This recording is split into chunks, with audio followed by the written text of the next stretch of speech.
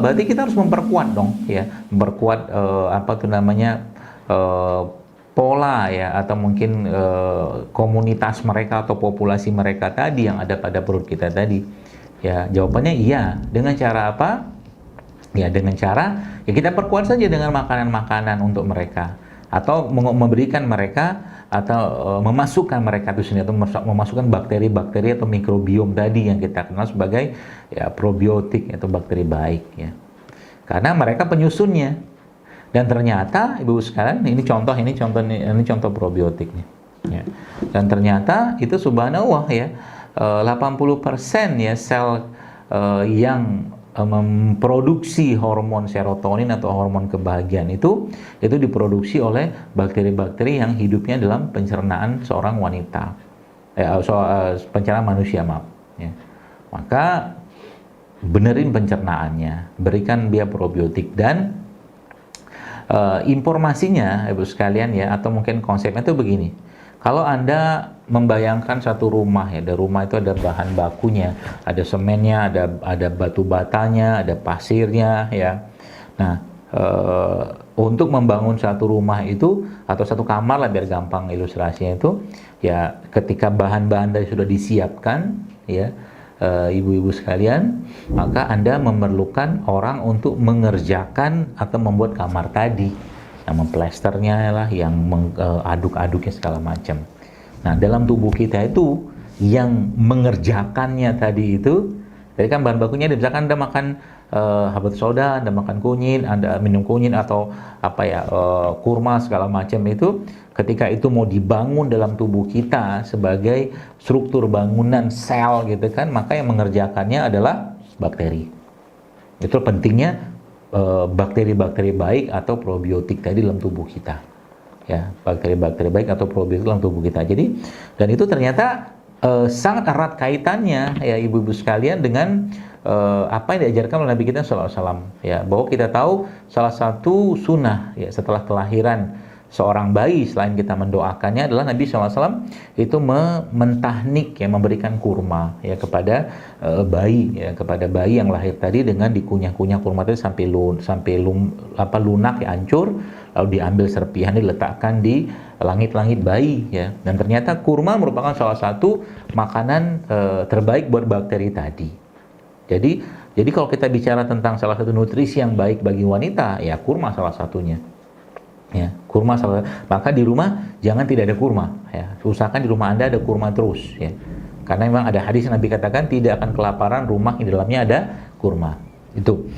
Baik, jadi probiotik ya, atau mungkin bakteri-bakteri baik tadi. Nah, sekarang kita akan lihat apa saja yang kira-kira baik ya, atau mungkin herbal ya, atau mungkin tumbuhan apa saja yang kita bisa ambil ya untuk memperbaiki kualitas apa tuh namanya, reproduksi katakanlah wanita. Maka jawaban paling sederhana adalah produk perlebahan ya. Semua produk perlebahan Ibu sekalian ya, salah satu yang kita kenal kan madu ya. Itu sangat baik bagi perempuan karena memang dalam madu sendiri atau produk perlebahan, dan lebah adalah hormon hewan yang sangat kuat dalam hal hormon gitu kan. Maka dalam lebah itu memang, atau dalam produk lebah itu ada ferohormonnya ya. Jadi semua produk lebah itu ya, mulai dari royal jelly-nya ya, bee pollen-nya, propolisnya, sarang lebahnya, termasuk madu ya, madu itu sendiri itu banyak sekali mengandung hormon-hormon yang sangat penting ya dalam meningkatkan kualitas ya reproduksi seorang wanita khususnya ya. Maka jangan lepas minum makan kurma, minum madu ya, atau mungkin kalau bisa minum royal jelly atau bee pollen atau apa tuh namanya propolis terusnya lah. Itu nutrisinya, pembangunnya ya. Tadi saya cerita tentang probiotiknya gitu kan. Nah,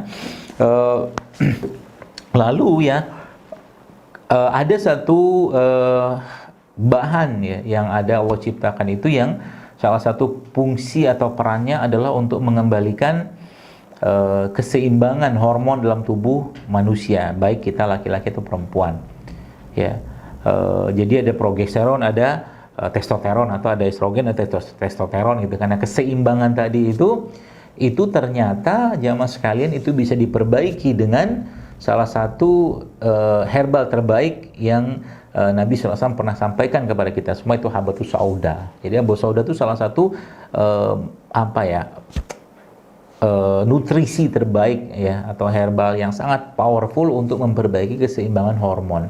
Karena zaman sekarang itu kita lihat laki-laki kecenderungannya testosteronnya tidak banyak ya, atau mungkin testosteronnya kurang, perempuan estrogennya kurang ya, jadi nggak seimbang bahasanya itu kalau saya lihat. Dan itu ternyata bisa dibuktikan ya secara hipotesis saya, salah satunya itu adalah betapa banyak sekali anak-anak perempuan zaman sekarang yang menstruasi itu cepat sekali. Itu kan nanti terjadi penuaan di sana, percepatan ya, premature aging, mungkin malah bukan penuaan, premature aging.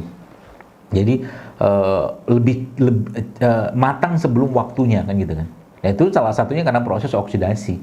Orang tuanya kalau kayak begitu saya sangat yakin ya, saya sangat yakin dan menduga itu ya anak-anaknya dibiarkan loss dalam bidang makanan, anak-anaknya jarang diberikan produk-produk perlebahan dan seterusnya.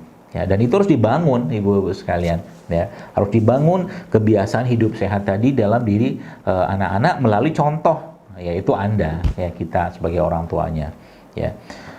Lalu ya sebenarnya gini konsepnya, kalau kita bicara tentang keseimbangan ya, keseimbangan tadi yang tadi saya jelaskan. Kalau Anda pernah mendapatkan ya informasi misalkan ada seorang wanita yang mengalami keputihan atau gatal-gatal di kewanitaannya, itu kan biasanya itu disarankan ya, atau mungkin salah satu resep herbal yang populer banget yang kita sering dapatkan itu menggunakan daun sirih ya, daun sirih. Nah, apa cerita daun sirih ini sebenarnya? Ya, ternyata kalau kita lihat dari konsep keseimbangan, maka wanita yang mengalami keputihan tadi itu ya, dalam konteks ilmu suhu ya, panas, dingin, lembab, kering gitu kan. Nah, itu bisa dikatakan itu lembab, ya lembab. Maka diberikanlah produk-produk ya atau ciptaan Allah ini yang bersifat panas. Maka sirih itu kan panas sebenarnya. Ya, jadi dia disuruh masukkan sirih dalam air, kemudian nanti dibasuhkan ke daerah wanita tadi. Itu kan panas sebenarnya. Kuncinya itu jadi sebenarnya. Jadi kalau kita sudah memahami kunci tadi, sekarang lebih gampang kita menggunakan ya konsep-konsep ini di keseharian kita. Ya.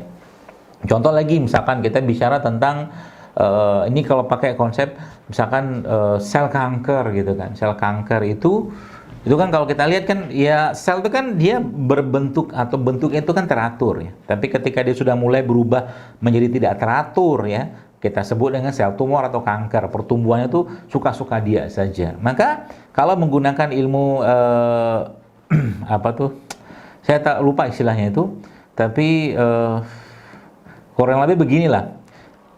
Ketidakteraturan sel kanker itu kita coba cocokkan ya dengan apa yang Allah ciptakan di suatu tempat ya, yang tumbuh di situ ya.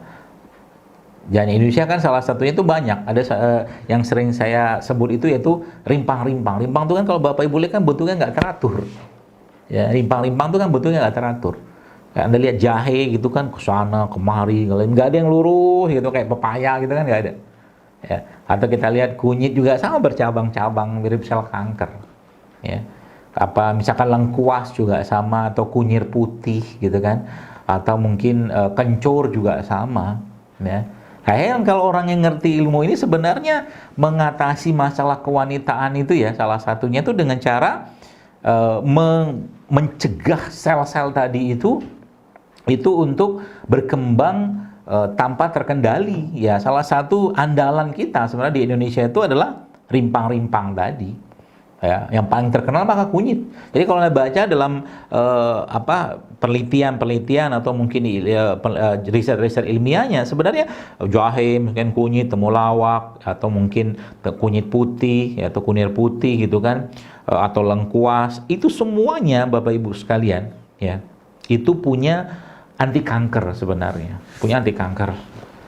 dalam situ. Dan menariknya herbal itu ketika Anda minum herbal dengan niatan untuk, misalkan orang minum kunyit, oh supaya saya terhindar, misalkan ikhtiarnya untuk jangan sampai terkena kanker gitu kan, dia bukan cuma dapat hilang atau misalkan pemicu kanker tuh di sama kunyit itu dihilangkan, oh tidak.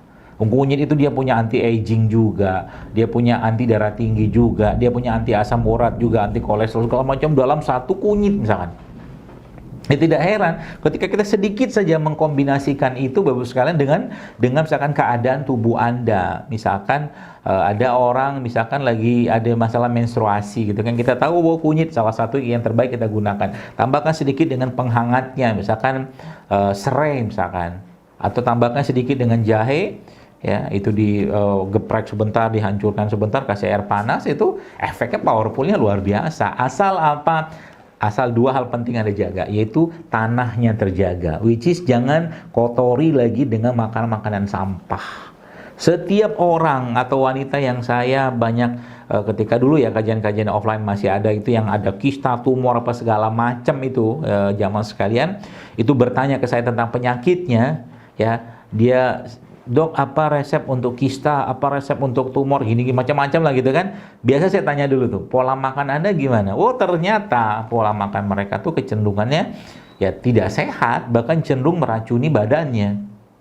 Ya, dia nggak suruh makan nasi nggak mau, ya maunya makan maaf tepung, ya tepung-tepungan, ya dan minyak-minyakan segala macam ya. Anda tahulah itu, ya itu jadi masalah sehingga akhirnya badannya itu jadi kacau gitu kan, tidak seimbang. Itu di stop dulu ya. Itu yang pertama, tanah diperbaiki. Yang kedua apa? Emosi dibenerin gitu kan. Tidak akan banyak manfaat herbal tadi, mau kata minum kunyit juga seabrek-abrek katakanlah, tapi kalau seandainya dia tidak menjaga emosinya, nggak bakal banyak manfaat.